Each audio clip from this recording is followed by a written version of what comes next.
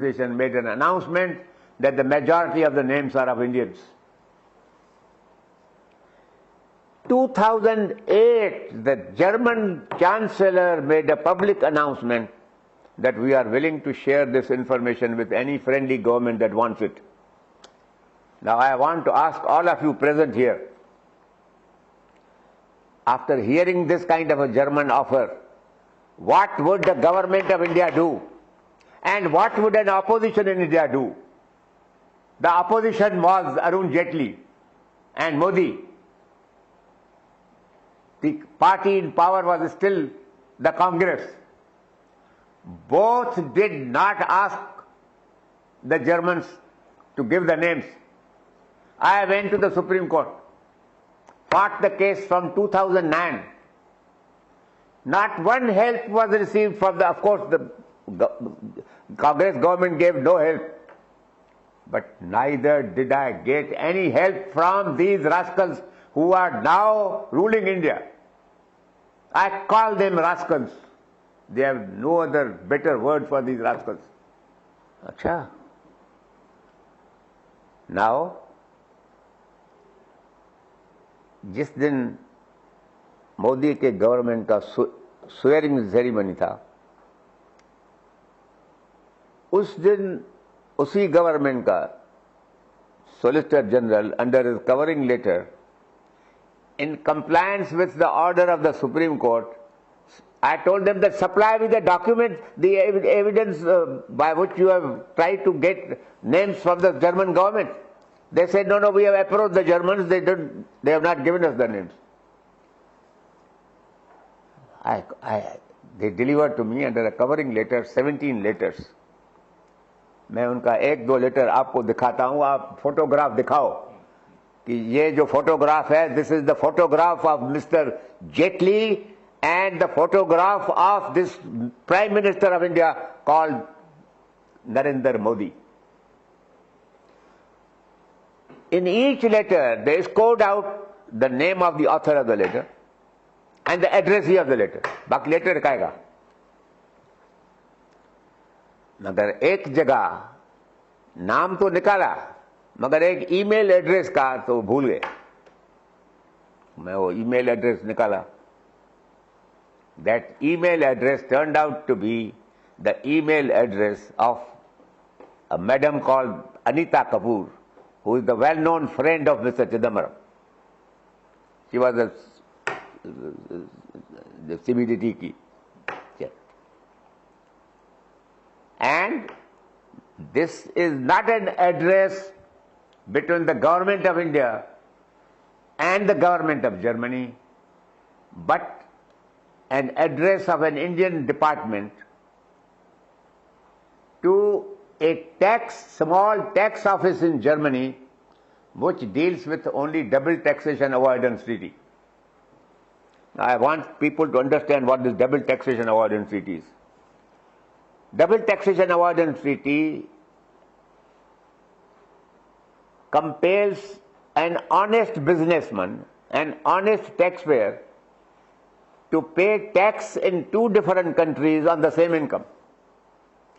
I am an Indian, I earn money in Germany.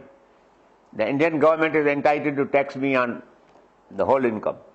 The Germans are entitled to tax him on the ground that he is making money in Germany. So to avoid this double taxation, give some relief to honest taxpayers. This office has nothing to do with the corrupt officers. Anyway, Chidambaram's son is now being dealt with, but Chidambaram is still out. One of these days, if I am alive, I will see that both Chidambaram and Arun Jaitley go to jail for this great fraud on the people of India. Doesn't Arun Jaitley know of this correspondence? He inherited this whole department. And the other side, Chidambaram's man came and gave it to me on the day when the new government was coming, because they thought that Arun Jaitley may be loyal to Mr. Jaitley and he may give it to him. But they didn't know that he is himself a rascal.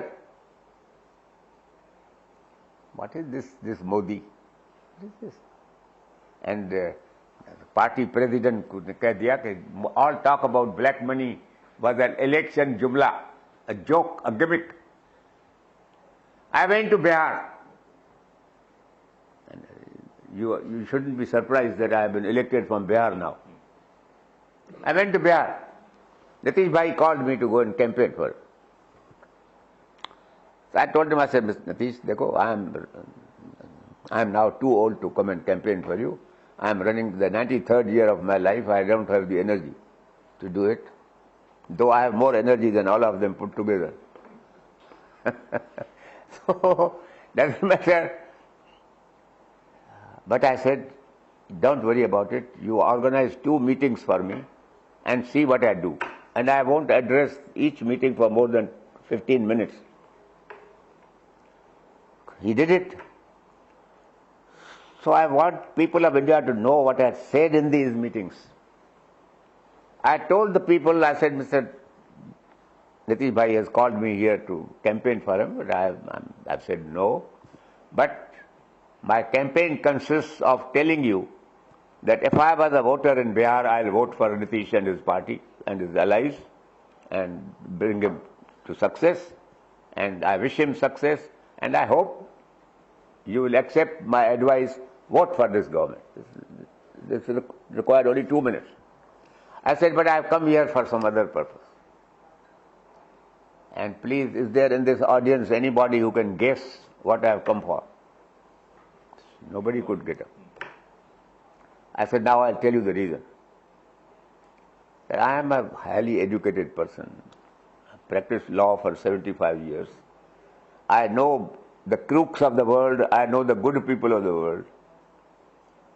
With all my experience and education, Modi has made a fool of me. He made me believe that he was serious about black money being recovered, which he was not, because now his party president has told you that it was all a joke, and he has not controverted it. He has, on the contrary, given Amit Shah a second term. So I said, they are cheats. They are conspirators in cheating you. And so much of a conspirator is also Arun Jaitley. Why did he keep quiet all these times? And I said, now I must tell you that this statement of the party president is a confession that we cheated you and got your votes. And I have therefore to make a confession that I have helped Modi to cheat you. I have come to seek your forgiveness. I don't want to meet God with guilt on my head, and I have come to seek your pardon. Please give it to me so that when I die with a clean conscience. And what happened to the BJP in Bihar? It will happen to them again and again. They have cheated the army. They promised OROP. They completely let them down. The army campaigned in Bihar against them. Retired widows and children. And Modi is not going to be a prime minister after another 2 or 3 years. Be sure about it. Whoever might become, Modi is out. And Modi and his accomplices are going to be out. I will see to it that they do not ever come back in this country.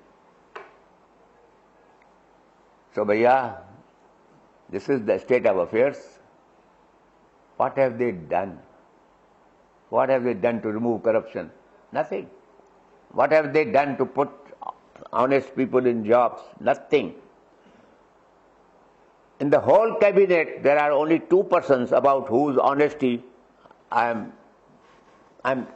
almost sure. One is Prabhu, the railway minister. The other is that chap from Goa. Apart from these, I can't swear about anybody's integrity. What is all this? You get votes on the ground that the Congress has cheated this nation for so long. But you have been cheating the people by making, that conspirator Verma has now filed an affidavit in the High Court saying that I was persuaded by the CBI officer, Neeraj Kumar, and his Ramanish. They have made me file this false affidavit. All this is a joke. This document was not created here. It is not a forgery by anybody in India, nor have we planted it. I was compelled to say it.